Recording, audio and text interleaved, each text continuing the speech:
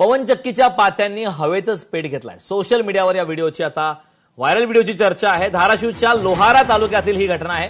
उंच हवेत फिरणाऱ्या पात्यांनी पेट घेतल्याने खळबळ उडाली आहे। दृश्य आपण पाहतो। यापूर्वी सुद्धा धाराशिवच्या भूममध्ये हवेतच पवनचक्कीचे पाते तुटल्याचा व्हिडिओ समोर आला होता।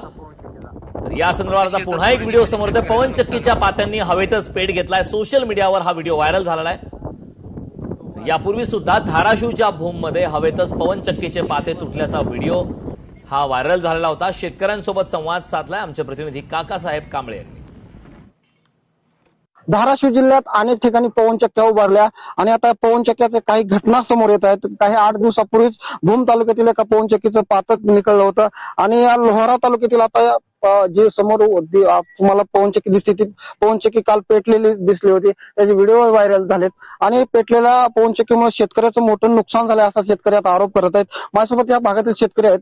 नेमकी काय घटना घडली होती काल? काल दुपारी 12 वाजता पवनचक्कीचा स्फोट झाला।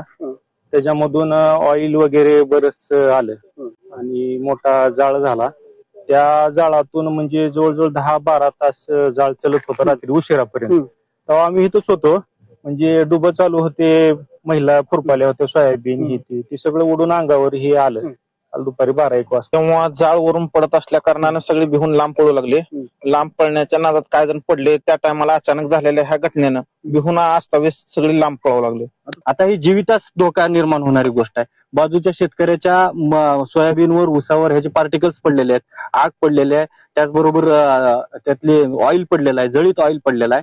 मग ह्या बाधित शेतकऱ्याला नुकसान भरपाई मिळाली पाहिजे। ह्या संदर्भात ह्या संबंधित जो कोणी ह्याच्यावर कंट्रोल करणारे अथॉरिटी आहे यांच्यावर गुन्हा 281 BNS प्रमाणे गुन्हा नोंद होणं अपेक्षित आहे आणि जर होईल तरच आम्ही शांत बसणार आहे, अदरवाईज आम्ही आंदोलन करणार आहे। या संदर्भात काकासाहेब कांबळे, लोकशाही मराठी, हिप्परगारवा, धाराशिव। लोकशाही मराठी ऐका, पहा, जागरूक रहा।